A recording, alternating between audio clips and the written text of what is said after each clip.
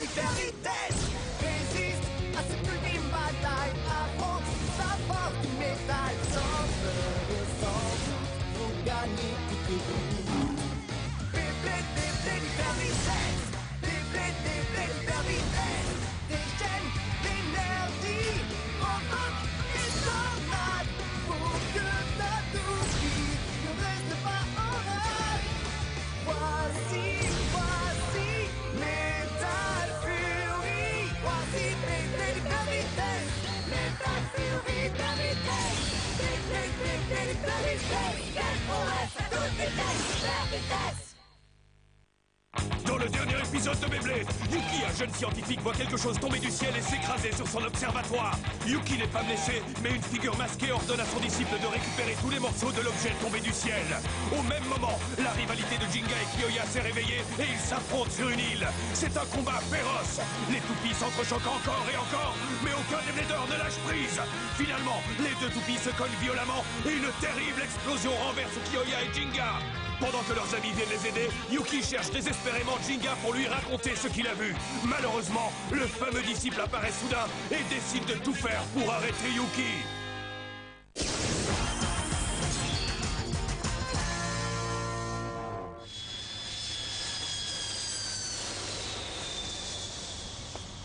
Il faut absolument que je trouve Jinga. Le quartier général de l'AMBB est fermé. Tu n'iras pas jusque-là, gamin. Salut, toi! Qui es-tu? Désolé, mon gars, mais j'ai bien peur que ton voyage ne s'arrête ici. Je t'ai demandé qui tu étais. Qu'est-ce que tu veux de moi? C'est une longue histoire. Beatlax! Mercury Anubius!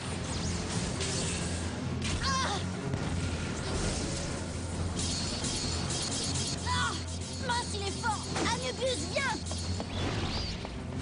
Ils finissent toujours par s'enfuir.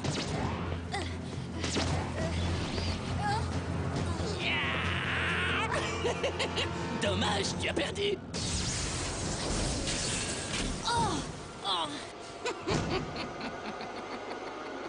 Il faut que je dise tout ce que je sais à Jinga et au plus vite.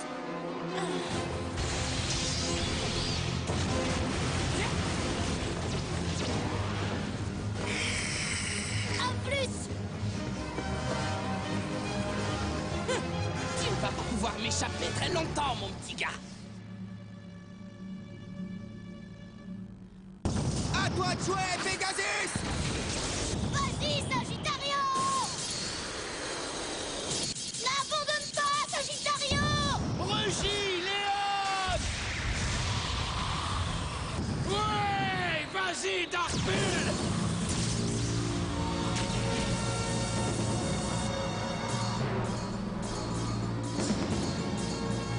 Je n'arrive toujours pas à croire ce qui s'est passé. Oui, tu as raison. Qu'une toupie puisse se transformer toute seule, c'est fou. Est-ce qu'une chose pareille est seulement possible? Je sais bien que pour vous deux, c'est difficile à croire. Mais je l'ai vu de mes propres yeux. Et il n'y a qu'à voir comment les nouvelles Pegasus et Léon s'affrontent là en bas pour le croire. Bon, d'accord. Est-ce que tu as trouvé quelque chose d'intéressant sur elle? En fait, il y a un truc que ces deux toupies ont en commun. C'est que leurs roues de fusion ont été séparées par un noyau et un châssis. Ce qui fait que quand elles changent de position, elles peuvent aussi changer de mode. En changeant le sens du châssis de la roue de fusion, Léon est maintenant capable de passer de son mode défense standard au mode contre-attaque. Mais alors, pourquoi Léon n'a-t-il pas perdu en puissance face à Pegasus après cette fameuse transformation? Le mode contre-attaque, voilà la seule explication possible. Il a fait de Léon une toupie de type attaque. Vas-y, déchire-le, Léon! Dans le cas de Pegasus, c'est différent. La roue de fusion s'est scindée en 3 couches. En faisant coulisser la roue de fusion, elle devrait pouvoir passer d'un mode à l'autre. Tu as bien dit 3 couches? C'est vraiment une toupie incroyable. Oui, monsieur, mais la nouvelle Pegasus a quelque chose de bien plus unique encore.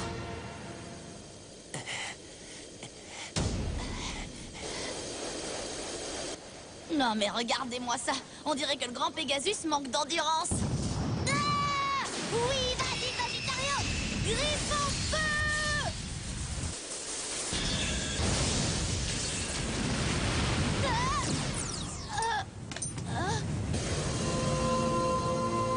Sa pointe de performance, quand Quand il perd en puissance de rotation, la pointe de performance semi-plate se rétracte et la partie en caoutchouc entre en contact avec le stadium. Le caoutchouc rebondit contre le stadium et donne une seconde chance à la puissance de rotation de la toupie. C'est incroyable. Ouais. Je suppose que tout va bien alors, non? Mais comment vous expliquez que Léon et Pegasus aient eu besoin de se transformer comme ça?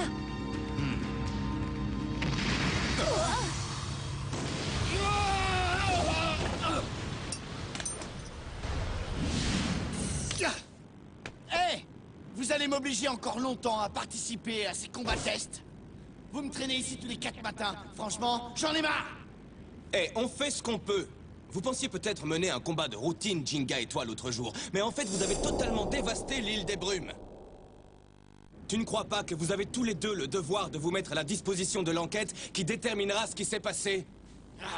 Kyoya, avant que Léon ne se transforme, tu as remarqué quelque chose de bizarre? Il s'est passé un truc inhabituel? Peut-être une chose qui semblait sans importance. Si tu penses à quoi que ce soit, dis-le-nous. Oh, mais j'en sais rien, moi! Bah, maintenant que tu le dis... Tu te souviens de quelque chose? C'est-à-dire que... Enfin, je veux dire, c'est peut-être pas vraiment important, mais... Le plus petit détail peut être important. Dis-nous ce qui s'est passé. Je crois que c'était pendant l'avant-dernière nuit. Oui, c'est ça, je crois. On était dans le Wolf Canyon pour que Kyoya s'entraîne en vue de son combat contre Jinga. Vas-y, Léon!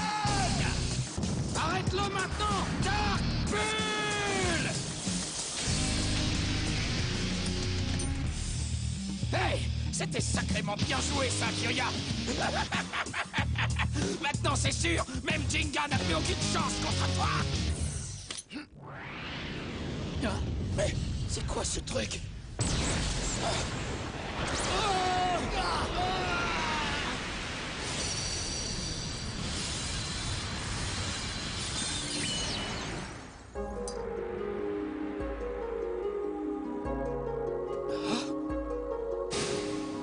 L'instant d'après, c'était terminé.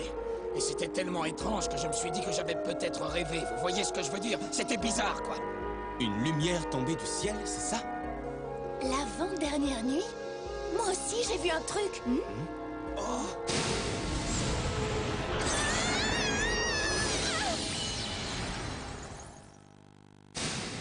Et Pegasus aussi? Ça ne peut pas être un hasard. Qu'est-ce que vous en pensez? Non, effectivement, tu as raison. De toute façon, ça n'a pas d'importance. Jinga et moi, on a toujours un compte à régler. Si vous n'avez pas l'intention de me laisser me battre contre lui, je n'ai aucune raison de rester ici plus longtemps. Je m'en vais. Kyoya, attends! Il faut que je te parle! Attends! Kyoya! Kyoya! Kyoya! Attends Benkei, au moins! Monsieur le directeur, qu'est-ce que ça veut dire? Il parle d'une lumière qui serait tombée du ciel.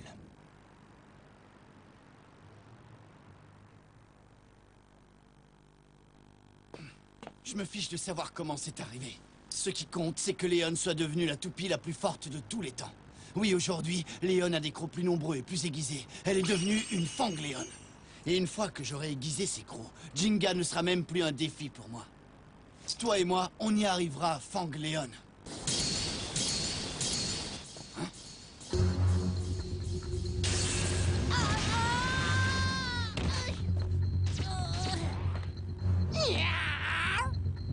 Me revoilà, mon petit bonhomme. Malheureusement pour toi, je suis encore bien plus têtu qu'un chat. Quel pot de colle! Tu sais, je n'ai vraiment rien de personnel contre toi, je ne fais que mon travail. Surtout ne le prends pas mal. Relax!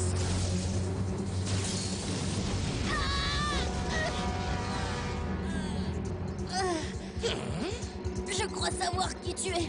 Tu t'appelles Kyoya, c'est ça? Je t'en supplie, aide-moi!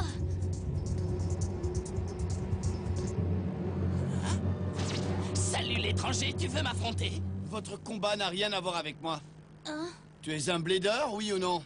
Alors tu devrais te relever et assumer ce combat par toi-même. S'il te plaît! Miaou. C'est plutôt raisonnable ce qu'il a dit, ce garçon. Alors, tu es prêt à te battre, oui ou non? Et voilà! Hyper vitesse Pegasus! C'est vraiment toi? Ça va? Tu n'as rien? C'est qui ce pauvre minable? C'est quoi ton problème? Le combat était déjà terminé. Tu peux me dire pourquoi tu avais besoin d'en remettre une couche? C'est toi? Est-ce que c'est toi, Jinga? Je savais que c'était toi, Jinga. T'as une toupie incroyable. Ça commence à m'énerver, cette histoire. Adieu. Ça alors, il a disparu? Mais c'était qui, ce type? Tu as dû passer un sale moment. Tu vas bien maintenant? Merci beaucoup. J'ai toujours su que t'étais un blader légendaire, Jinga. Un blader légendaire? Je t'en supplie. Il faut que tu m'aides, s'il te plaît, au sujet du fragment d'étoile. Un fragment d'étoile? Oui. Il ne faut surtout pas qu'il tombe entre les mains de Némésis. Vite. Hé! Oh non! Qu'est-ce qui t'arrive? Réveille-toi! Réveille-toi!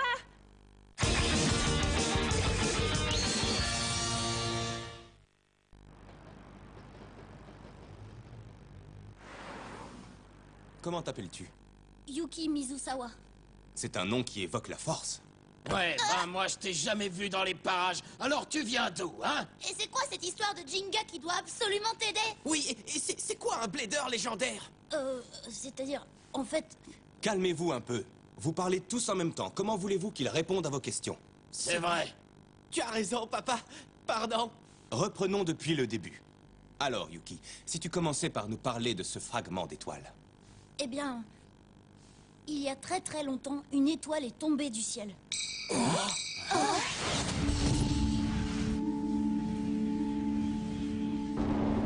À travers les âges, les fragments de cette étoile se sont transformés petit à petit, jusqu'à devenir les toupies d'aujourd'hui. C'est une légende qu'on raconte dans le village de Koma. Comment tu la connais, cette légende? J'ai grandi en écoutant mon grand-père me raconter cette histoire. Je la connais depuis toujours. Ton grand-père, tu dis? Ça signifie que ton grand-père, lui, venait certainement du village de Koma. Mon grand-père m'emmenait souvent en haut d'une colline de laquelle on voyait le ciel immense rempli d'étoiles. Et à chaque fois, il me disait ceci. Lorsqu'une lumière venue du ciel éblouit la terre, ça veut dire qu'un nouveau morceau d'étoile arrive et qu'il apporte avec lui un grand pouvoir. Un morceau d'étoile, grand-père? C'est une légende qu'on raconte dans le village de Koma. Nos ancêtres, ceux qui ont trouvé ce morceau d'étoile, ont toujours pensé qu'un jour lointain, un autre morceau d'étoile tomberait lui aussi du ciel. Une lumière éblouissante venue du ciel, qui éclairerait la terre. Je me suis toujours demandé ce que ça voulait dire. Peut-être que ce jour n'est pas si lointain après tout. Tu crois que j'aurai la chance de le voir un jour, ce morceau d'étoile? Oui, si tel est ton destin. Je me demandais quand ce nouveau fragment d'étoile tomberait sur Terre. Je me suis intéressée de très près à cette question. J'ai fait toutes sortes d'observations astronomiques. J'ai fouillé dans de vieilles ruines et j'ai mis au point un calendrier de l'univers pour calculer l'arrivée de ce fragment d'étoile sur Terre. Un calendrier de l'univers? Mais c'est génial! La donnée la plus importante pour établir ce calendrier m'est venue de l'ancienne civilisation Maya. Il a dit Maya? C'est une ancienne civilisation qui avait inventé un calendrier basé sur des observations. Il y a très longtemps de cela, les gens calculaient le temps qui passait en fonction de la luminosité des étoiles dans le ciel nocturne. Et j'ai réalisé que l'un de ces calendriers prédisait l'arrivée de ce fragment d'étoile. Ça peut paraître étrange, mais dans toutes les anciennes civilisations du monde, on retrouve des légendes qui ressemblent beaucoup à celles que l'on raconte dans le village de Koma. Ce calendrier hérité des Mayas peut être considéré comme une version de plus. Incroyable! La légende est si ancienne que ça? L'histoire des toupies a commencé il y a longtemps. Oui. Je suis sûre que la météorite que j'ai trouvée est un nouveau fragment d'étoile. Et la lumière de la légende dont mon grand-père parlait a brillé dans le ciel la nuit dernière. Je suis sûre que c'était celle de la légende de mon grand-père.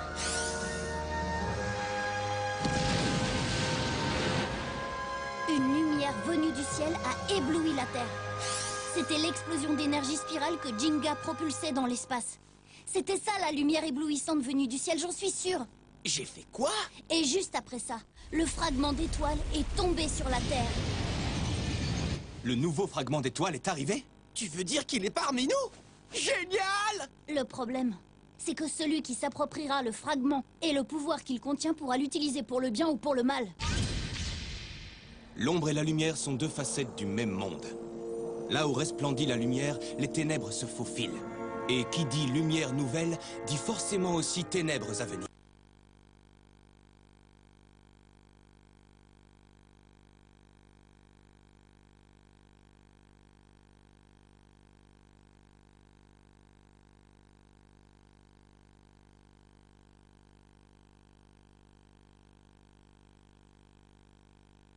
Ça veut dire quoi? C'est la suite de la légende que l'on raconte dans le village de Coma. Nos ancêtres qui nous l'ont transmise n'ont certainement pas exclu la possibilité qu'en même temps que ce fragment d'étoile, une puissance maléfique apparaisse qui voudra s'en emparer. C'est exact. C'est surtout de ça que mon grand-père avait peur. Est-ce que ce sera le début d'une nouvelle ère de Beyblade? Ou au contraire, le début d'une ère de chaos et de destruction? Écoute-moi bien, Yuki. Si cet événement devait se produire, le fragment d'étoile ne doit surtout pas tomber en de mauvaises mains. Le moment venu, il faudra que tu fasses tout ce qui est en ton pouvoir pour empêcher ces ambitions maléfiques de se réaliser, tu comprends? Grand-père avait deviné qu'une présence maléfique voudrait s'emparer du pouvoir de ce fragment d'étoile. Mais il n'est pas le seul à l'avoir pressenti. Le fragment d'étoile lui-même a dû le deviner. Le fragment l'a deviné? Oui, et ça expliquerait pourquoi, le jour où il est enfin arrivé sur Terre, il s'est divisé en plusieurs éclats lumineux qui se sont dispersés partout dans le monde. Ça, c'est incroyable! Tu veux dire que ce fragment d'étoile a une volonté propre? L'une de ces lumières est tombée droit sur moi à l'observatoire.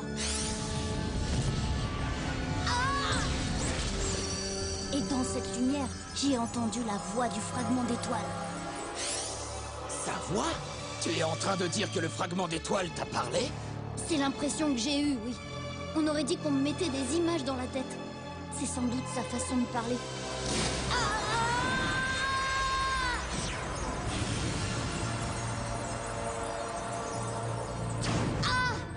J'ai senti le mal. Le soleil noir.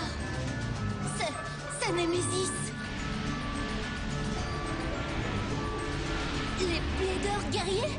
Les Bladers légendaires?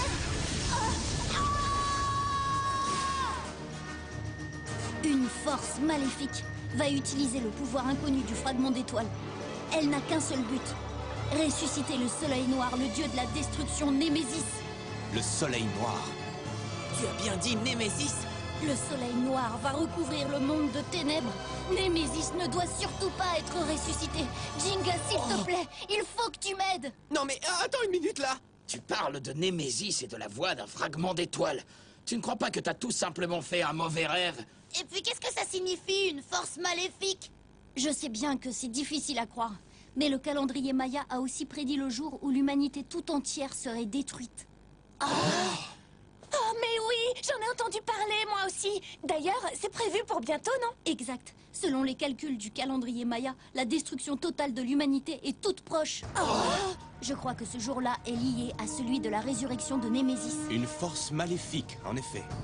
C'est pour ça que le fragment d'étoile s'est divisé en une multitude d'éclats, pour confier la Terre aux mains de certains élus, que l'on nomme les Bladers légendaires. Les Bladers légendaires? Ce sont les Bladers qui ont reçu une part de ce pouvoir inconnu lors de l'éclatement de l'étoile. Il y en a 10 en tout. Je suis sûre que nos ennemis aussi tentent de trouver ces Bladers légendaires. Ils comptent bien récupérer ces pouvoirs pour eux-mêmes. Il faut absolument qu'on les en empêche, quel que soit le prix à payer. Il faut que tu le saches, Jinga. Je suis sûre que tu es un Blader légendaire. Tu fais partie des guerriers choisis par le fragment d'étoile. Je t'en supplie, prête-moi ton pouvoir que je puisse empêcher la résurrection de Némésis. Et moi, je suis supposé croire que je suis un élu juste parce que toi, tu le dis? C'est ça, la lumière! J'ai cru que c'était simplement mon imagination. C'est à ce moment-là que le pouvoir du fragment d'étoile a dû s'introduire dans Pegasus. C'est arrivé à Léon aussi, alors? Léon... Ben oui! Le Léon de Kyoya a aussi reçu une lumière tombée du ciel!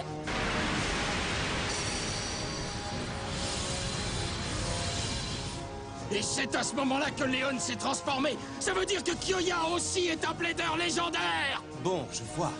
Les toupies de Jinga et de Kyoya ont été transformées toutes les deux par le pouvoir qu'elles ont reçu du fragment d'étoile et qui a été amplifié par leur esprit de Blader fugueux. Kyoya? Ah, j'ai rien à voir là-dedans, moi. Quoi? Ce type n'est pas clair. Mais oui, j'ai compris, voilà ce qui s'est passé. On se battait comme des fous pendant le championnat du monde, quand cette étoile a explosé dans le ciel et t'es tombé dessus. Très bien, à partir d'aujourd'hui, je t'appellerai Cosmic Pegasus. Je compte sur toi maintenant. Cosmic Pegasus.